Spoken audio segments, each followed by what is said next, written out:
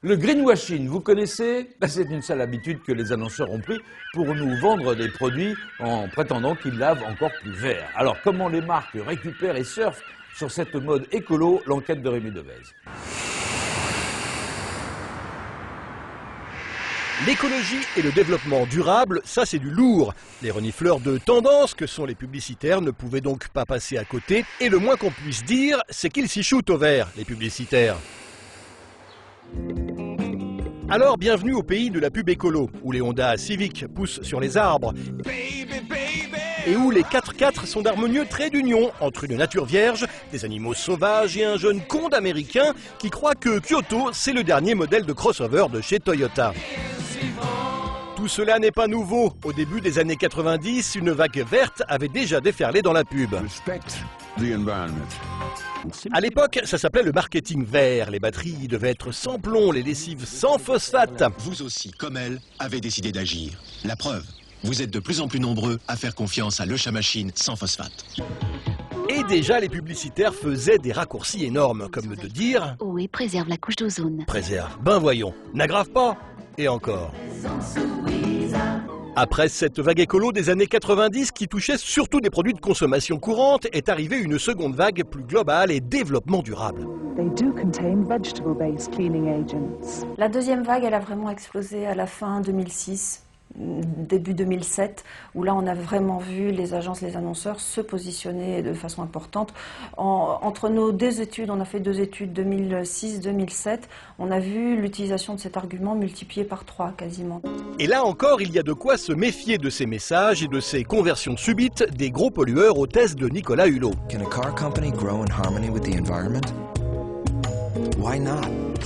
Les associations de défense de l'environnement ont même trouvé un mot pour qualifier ça, le greenwashing ou éco-blanchiment de son image.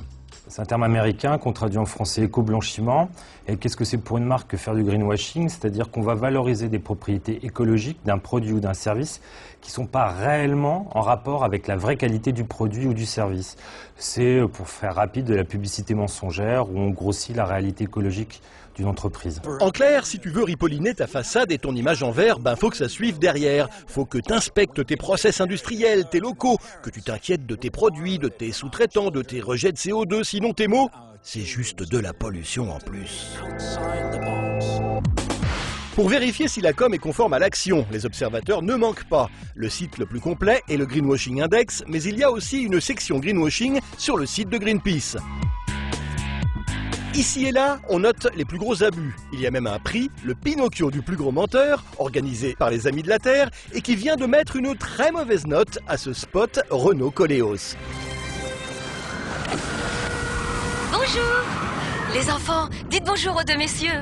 Il faut savoir que cette catégorie d'automobile est la catégorie qui émet le plus de CO2. Et en même temps, la met en situation au niveau de l'Himalaya, alors que le dérèglement climatique et les émissions, en particulier des transports et de la voiture particulière, font fondre au quotidien les glaciers dans l'Himalaya. Alors je trouve que c'est une pub qui est quand même assez cynique. On va y aller chérie. On y va. Une autre pub a déclenché les foudres des associations, celle d'Areva, une animation rassurante sur un métier, le nucléaire, dont l'impact sur l'environnement est diversement apprécié. C'est une énergie très polluante et il y a la question essentielle, qu'est-ce qu'on fait des déchets? Je suis pas sûr que les nightclubbers qu'on voit sur le spot aient envie qu'on mette les déchets de l'énergie nucléaire dans leur jardin le reste de la journée. Mais aujourd'hui, grâce au web et aux films viraux, les associations peuvent contre-attaquer à grande échelle médiatique. Areva, par exemple, a reçu ce boomerang en pleine poire.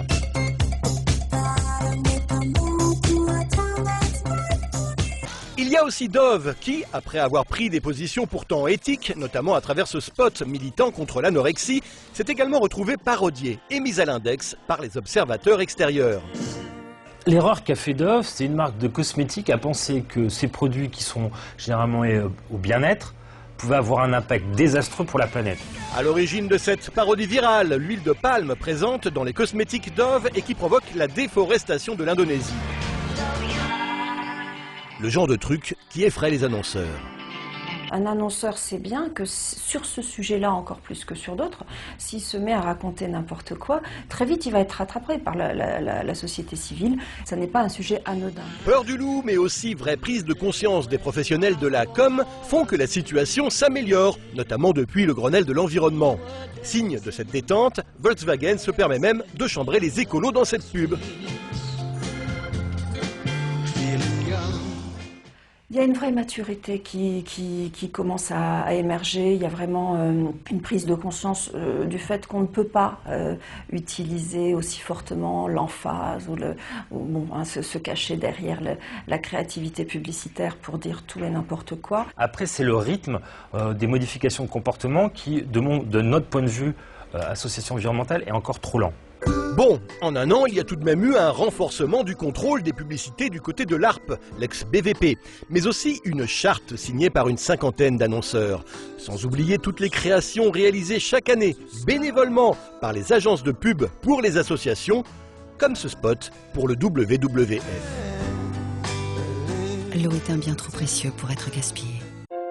Enfin, la dernière tendance, c'est le spot de pub recyclé, à base d'images déjà utilisées comme dans ce spot EDF, où même la musique « It's Not Easy Being Green » de Kermit la Grenouille est récupérée. C'est assez intéressant. Cela étant, on n'est pas dupe aussi. Ça permet à l'annonceur et à l'agence de réduire ses coûts de production. L'écologie aide beaucoup à rendre crédible une simple démarche d'économie. Ouais, il devrait nous appeler EDF, car faire des films à base de petits bouts de pub, ça on sait faire à Culture Pub. EDF Energy. If we save today, we can save tomorrow.